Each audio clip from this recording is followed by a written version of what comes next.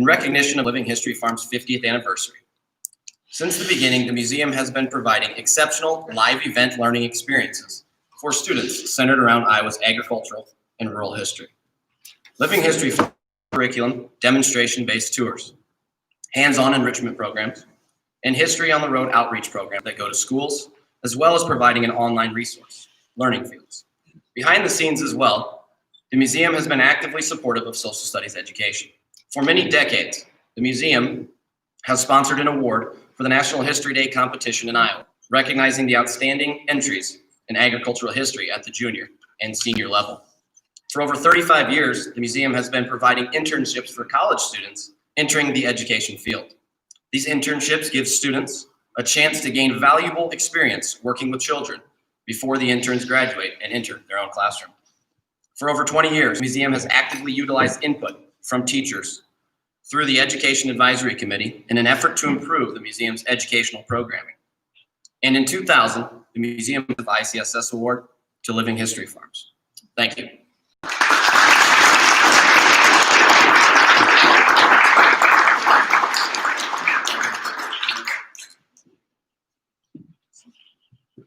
Dan.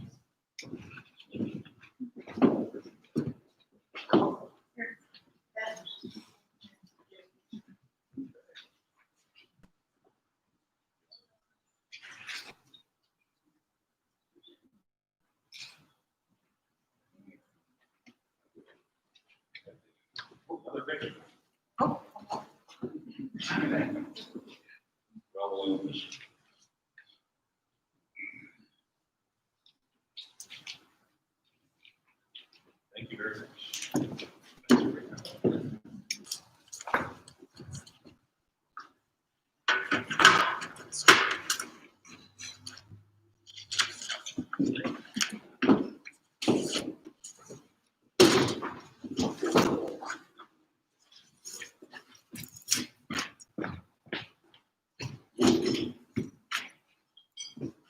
Bright light, small stage. Very bright light. Thanks, Ben. I also want to acknowledge that Catherine Main, president of the Iowa Council for the Social Studies, was here with us as well.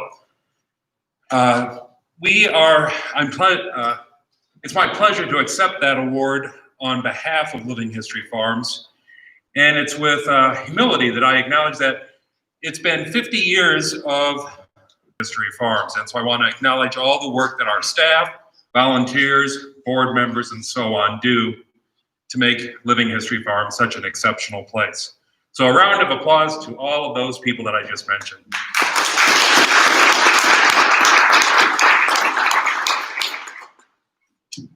We believe from the beginning, our founder believed, Dr. Murray, that experiential learning is how people learn best. And our Teacher of the Year award represents a teacher, acknowledges a teacher that brings learning to life for his or her students.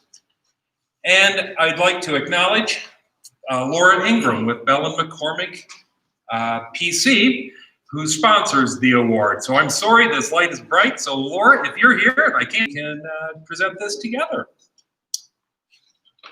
This award, as I said, recognizes an outstanding teacher who connects students to history and the history of agriculture with a trip to Living History Farms.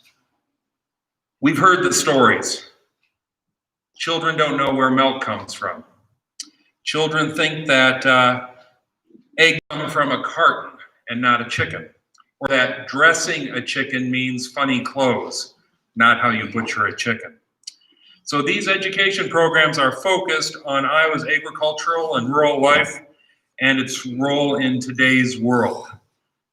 And it becomes more important the further we become removed from our farming roots. Receive a free field trip when she and her students can do that to Living History Farms, a plaque to take home with her tonight, and has already been added to the honor roll of great Iowa educators in the Visitor Center. So on your way out, make sure you stop by the plaque by the silent auction. One last plug for that. Don't forget to bid often and early, and pick up your stuff when you leave. So thank you all for your support. It's time for me to reveal that this year's honoree is a 4th grade teacher at Morris Elementary in Des Moines. The parent who nominated her said, and I quote, "She makes learning fun and exciting. She pushes students to think outside of the box and how to make their experiences apply." And recognize her as our 2020 Teacher of the Year.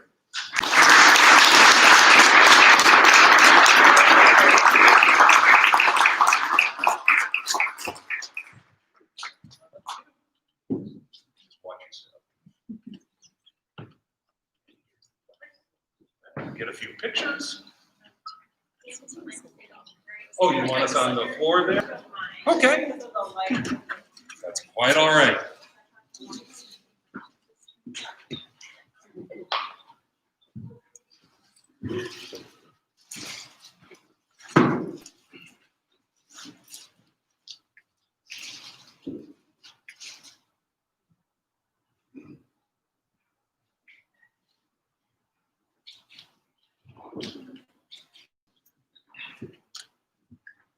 Is like, I feel like I don't know. This is bright light, so I can't see anybody, but I am so humbled to be here and definitely honored. And honestly, I was shocked and surprised. Just a little bit about me, Tracy Claceris. I'm a mom of Emily Claceris. She just graduated from Iowa State University, and as Dan said, I teach 4th grade at Morris Elementary. I've been there for 5 years, and prior to me teaching in Des Moines, I taught in Urbandale and the Science Center of Iowa as well. I'm almost embarrassed to say how long I've been teaching, but I've been teaching families. Some hobbies that I have, I love to garden and travel and spend time with my family and my friends. As I said, I've lived in Des Moines my entire life. I attended Des Moines Public Schools myself, went to Des Moines Area Community College, Iowa State University, and have continued my education at Drake University. Some of my favorite places to travel are the warm tropical climates, which will be wonderful here in a couple of months. And I love watching women's basketball. I support those Bulldogs. Yeah. Go Bulldogs. I spent 10 years as a medical transcriptionist and a direct sales manager for Zapata Designs. And I re-entered education after a major life change. It's like coming to Living History Farms. And also, just as important, is building those relationships with their families. Des Moines, as we know, is a great place to live and raise your children. But it's so important to have these educational experiences to enlighten and enhance their education and their learning. So last year, my students were blessed and fortunate enough to be able to come to Living History Farms to gain a better understanding of our state's farming history. So a little bit about my philosophy or experiences in teaching is I take on a team-centered approach in my classroom. Students are engaged through a variety of different problem-solving processes. We always have an overarching question of using different resources to be able to answer that question. Some used books, some used videos, some used newspapers, but most importantly, the biggest impact that this had on that overarching question was the hands-on field experience. Daily, the students had a learning target that helped lead them to the broad overarching question. How can I explain how farming or agriculture has changed over time? Students have learned to interact with each other. We teach them accountable talk on how to agree and disagree respectfully. So a variety of instructional practices are utilized for them to gain the understanding and the team space where they're interacting with each other, or are they learning individually? But having that hands-on experience coming to the farm is the best educational platform that students respond to and engage in to enhance their learning. As I said, we've had that practical experience, which directly leads to the Iowa Core Standard on Explain How Iowa Agriculture Has Changed Over Time. So the lessons that I taught were very structured, as I've mentioned with that question, and students were gathering evidence with a variety of resources to explain their reasoning of how they perceived and learned how Iowa agriculture has changed over time. They could create a PowerPoint, they could create a poster, they could create a graphic that students could feel, touch, taste, smell in the barn, made that experience meaningful and purposeful for their learning. We started out with, what do you wonder about Living History Farms? So they varied. Where is Living History Farms? Does it cost to get in there? Are the animals live? Do I get to pick my bus buddy? When they found out that we were taking a bus. So it was exciting to see what they were curious about. They were to notice at least 3 things that they observed of how Iowa farming has changed over time. And it was really interesting to hear what they noticed from the tools that they used for farming. It wasn't a cell phone, so that was very humbling. So I would like to share, I had a couple of students, one that nominated me, which I'll tell you that story in a little bit. These 2 students created a PowerPoint, gathering their evidence from things that they learned. So you could see that they talked about tools. There was also a tool called a grainer that they used to grind up oats.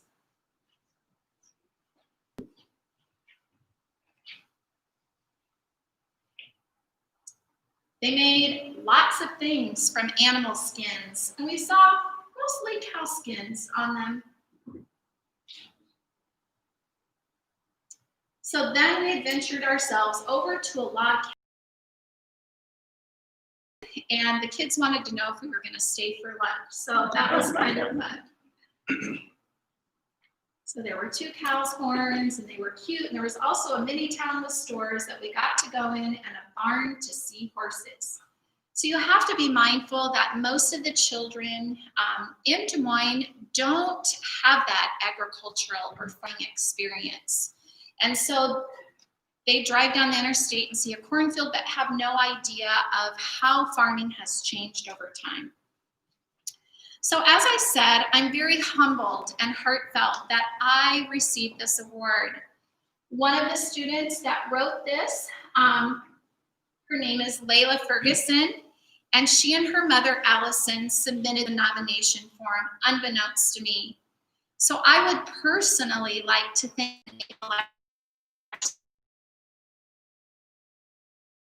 the experience of how I found out that I was selected. So 2 weeks ago today, I was driving down 235 going to Costco, and my cell phone rang. I answered it not knowing who it was from, and this person said, Miss Claceris. And I thought, oh my gosh, now what's going on? Here we are in this virtual environment. Something's gone wrong. And she said, it's Allison. I said, okay, what's going on? And she said, well, I just wanted to let you know that Layla and I nominated you and you won. And I thought, okay, does somebody have a camera somewhere? Like, is this a candid camera kind of thing? And I said, I don't understand what you're talking about. And she said, you have made such an impact in my life and my daughter's life. You're board at Living History Farms, and here I am 35 with tears drip, drip. And I said, Allison, you have no idea what this means to me. No matter how big or how small of what educators do on a daily basis, we never know how, what, and why that is making an impact in their life. And I was so humbled and so touched, I could hardly even drive. So I just want to share with you that it's a great experience for students and children to be able to attend Living History Farms for a live, hands-on approach that extends their learning and clearly understanding how Iowa farming has changed over time. I want to thank all of the employees, all of you as sponsors, all of you for making this experience possible to Iowans, out-of-state guests, and the rich cultural experience it provides us to all. So thank you, Dan and Ruth, and all of you. I'm humbled, and thank you so very much.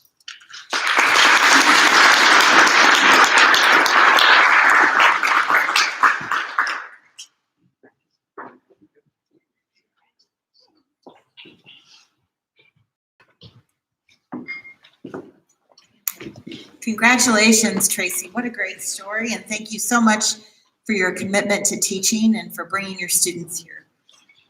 So we look forward to seeing her class next year once she's able to come and visit again. I want to take a moment just to ask my current board chair of Living History Farms, Dave Austin from Corteva, to come up and say a few words before we.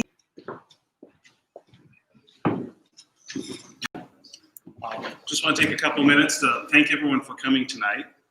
Also wanted to recognize the efforts of the Living History Farm staff for all they've done this year. We're going to be celebrating later, the 50th anniversary. I think it's probably fair to say this will be the most interesting year of the 50 that they've gone. And the staff, if you've been out, to visit some of the events this year, and many as board members, we have observed everything the staff has done, the extraordinary measures they've taken to continue to deliver educational programming under all of these, accommodations. If you've come out, I was out on a 90-degree day. If any of you think it's hard wearing a mask, try the interpreters outside doing outdoor activities on the farms with them. I can see a few stand up. All the staff, please stand up. I can't tell who you are.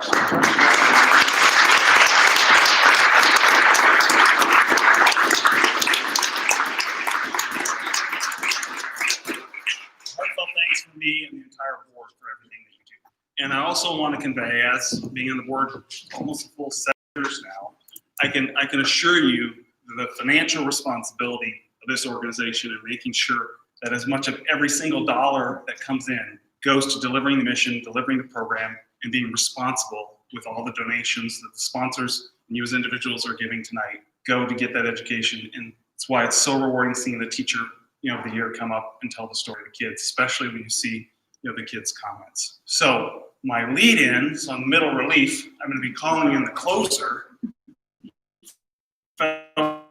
Stephen Smith, to come in and give you more information on additional, opportunities for you to support the programming at Living History Farms. So Stephen, come in from the pen. Where are you at? All right. Oh, sure. Stacy, do you want to take a minute just to explain how this works? Okay, good evening, everybody. I've got a strange accent. I lived in North Carolina for 3 years. That's what I blame. So Tracy set the whole thing up. I mean, kids can look at stuff on the internet and they can read books and they can look at TV. I guess they don't look at TV anymore. They can look at the computer. But it's only when you have live experiences that it really hits home.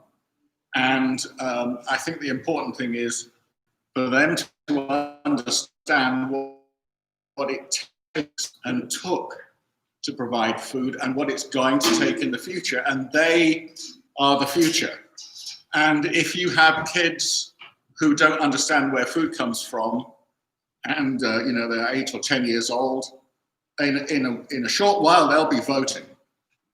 And if they don't understand, if the voting public do not understand the importance of agriculture and what it needs to fit into a sustainable future, we'll have bad policies. And so that doesn't help anybody at all. Now, so Stacy, I'm sorry, yeah. Can you just tell everyone how it's going to work? If you would, please. Get your iPhones out. That's the key thing, all right? Get Yes. them out, both So hands, you all right? should all have the Qtego, what you're bidding, your silent auction items. Go ahead and you can pull up that Qtego app. It's fun to need. Our star crawler doesn't seem to be working though, so we're gonna turn that off because it's not working. But yeah, bid away. Okay, Gold to build a star, right? Sorry, technical difficulties. well, I'm going to keep going and you keep pressing buttons and we'll add it up one way or the other. So thank you all for coming. Thank you all for bidding.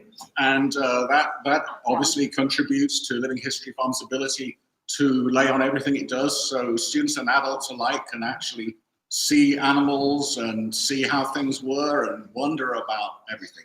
How many people here live on a farm or grew up on a farm? Okay. But I bet everybody else, I bet you don't have to go back too far and then somewhat east of North Carolina. And I grew up on a farm, and I'm eternally happy and I feel so blessed that I grew up on a farm. And I can remember when they had a thrashing machine for the last year and combines came on. I've had the great pleasure of picking potatoes by hand in a 30-acre field, and your back is aching like hell. And you just sort of get over the backache and the damn field's picked. I mean, God. So, I mean, the changes that have happened are just amazing. But being rooted in farming, to me, is just wonderful. And we all are. We're all rooted in farming because we all eat. Now, there's various items that the living. So we're not sure exactly what's going to happen for student visits. But a couple of students, it takes about $25 for them to come round and us to have everything for them. If you want to supply, if you like horses and you want to provide some food for the horses, hit your button for $25. And everyone loves horses, so come on. Now, my iPhone is in the hands of my friend at the back there, Dave Brubeck. So periodically, I'm going to say, hit it, Dave. Hit it, Dave. Come on. Hit it. All right. Oh, okay, stuff's working. All right, good. So we're going to get food for the horses. That's good. And $25 also gets seeds for the 1850 and 1900 gardens. That's good, because otherwise they won't be able to grow anything. And students won't be able to. It's no good. Now, everyone loves the blacksmith shop. $50 will buy him or her the metal they need to hammer stuff and show how blacksmiths make stuff by hand. So that's a real good one. And, you know, if someone, I don't think blacksmiths ever do this, but if they sort of hit their fingers a bit by mistake, then $50 gives first aid training to the camp counselors. If you love these costumes, which you surely all do, and as with Dave, I wonder how on earth do people wear these things when it's 85, 90 degrees out there? I have no idea. I can't understand why they did. So there are some advances as time goes on. $75 to buy the fabric for a new dress, or shearing a flock of sheep. You don't have to do it. You want. But $75 gets the sheep all sheared, gets the wool, and they cannot be wearing these woolly coats in the summertime when they want to cool off a bit. $100 if farm animals get sick. So if someone wants, if you're all worried about farm animals getting sick, which they do, and you want to provide some veterinary service for them, just hit your button for $100. Now, I've got three little things I'm going to say here, and they're tear jerkers. So when you see me choking up, you've got to hit 10, 20, $30, because I'm going to get real choked up here. So there's a person called James Stuart Collis, and he was too old to be in the military in World War II in England, so he went to work on the farm. And he had never worked on a farm. He just sort of viewed the fields from outside, but he wanted to get in. He had. I had only been working on the land a question of weeks, but one morning as I went past the potato field, I realized with what fresh eyes I now could see a field, this field.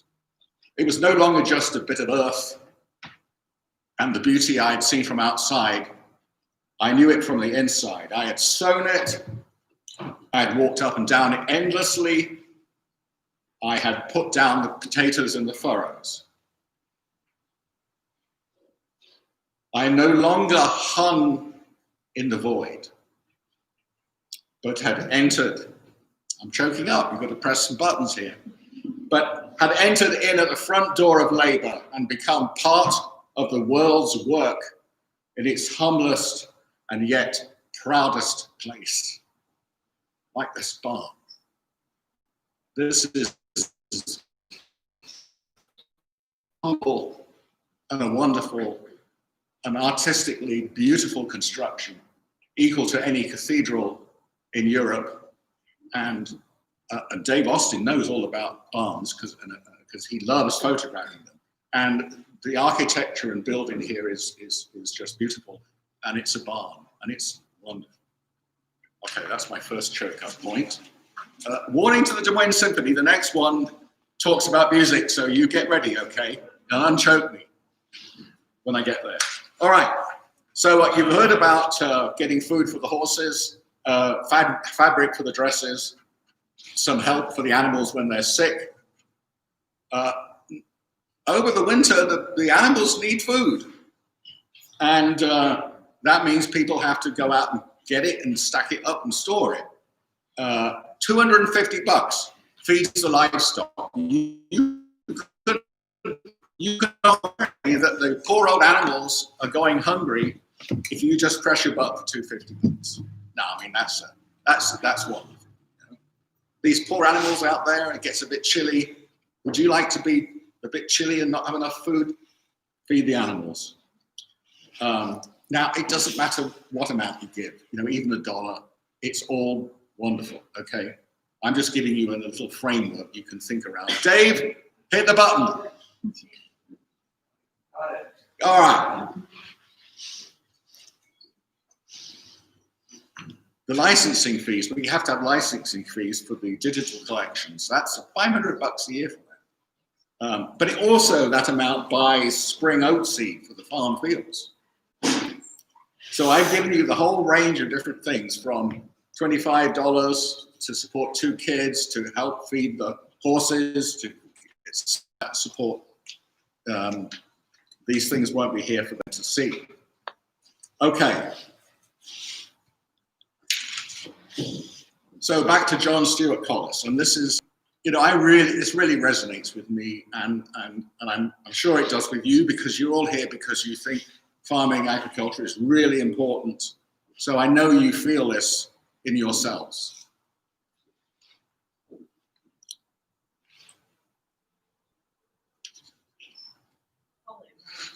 I get that. I don't want to read the same one again. Here we go. So, it's clear that the world would be saved if everyone was able to do the work they loved. No person, and which, if there were time given for development of the mind, would satisfy the psychological needs of hundreds of thousands of people. So working on a farm is really good for you physically, and it clears the mind. Okay. This is agriculture. It could provide scope for bodily, mental, and spiritual development. When I got home, you ready, symphony people? I'm going to choke up because I also on the symphony board and help them too. They help me because music's wonderful.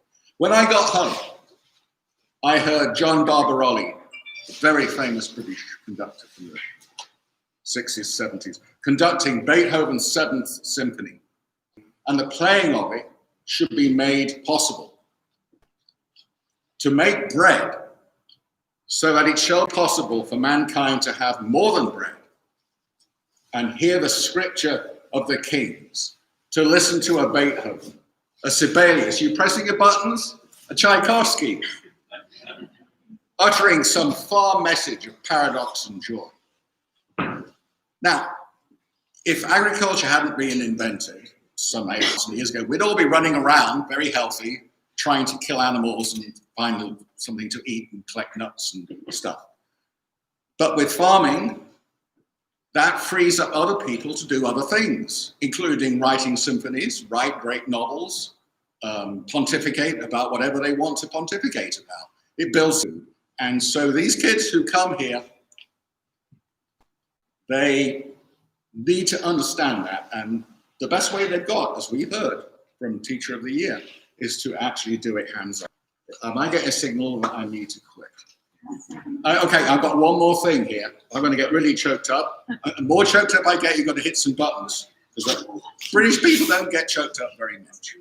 But we might, but we're not going to show it. All right? The stiff upper lip wavers from time to time. And it's going to now. So just here's my final thing from John Stuart Collis, and I hope it encourages you to help provide things that these kids need so they can actually see farming at work. I caught the bus and then took my bicycle for a final pass of the journey. I was soon passing our farmyard, which adjoined the road. There it was, deserted, silent, a pocket of gloom, a non-entity of a place. Was it really possible, I asked myself, that this slushy yard, so humble, so lacking in all the props and appointments of power, was yet the foundation of society? Yet so it was. I got off my bicycle and gazed into the yard. At the stable door, the pile of manure, the muddy pool, the old binder in the corner. And if you don't know what a binder is, you need to come on the tour and we'll show you. Okay, in the corner. The oil cans and sacks. The 3 wagons choked up, so you've got to start pressing your buttons, as if aware that here, only in this place, and in such guise, could I find the roots of grandeur and the keys of life. Now, that's what we want to have our kids feel. Some passion and understanding about agriculture and food production within this environment. And with your help, they can. And I thank you, all of you, for everything you've done to help provide the finances to make that happen. Thank you.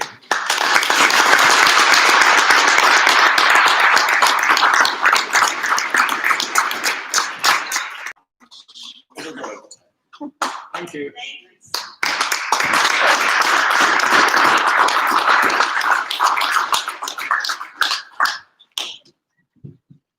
He's going to press his button, don't worry. Well, that's good.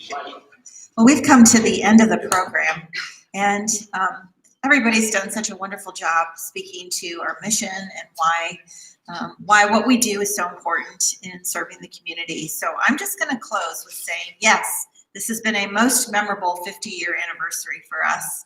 We started off strong. We actually received our accreditation from the American Alliance of Museums, something we've been working on for nearly a decade. And I just wanted you all to know that that puts us in elite company because only 3% of U.S. museums in the country have that accreditation standard. We renew that accreditation every year, and that is made possible by all of the gifts and all of that everybody does in this room. So you will see, as we're ready to celebrate with a piece of cake and a toast, that we are proud to serve this community. You'll see our little accreditation ribbon. And I want to acknowledge the staff because they have been so creative in working to make this a safe experience this year. We've done things we never imagined we'd have to do. And I have to say our volunteers have been extraordinary, helping us every step along the way. And we couldn't have done it without them, especially our junior counselors with camp this year. So I ask you to please just raise your glass and toast to Living History Farms. And let's go have some cake. Cheers. Cheers. It's just about getting ready to close, so make your last bids, and that'll be that.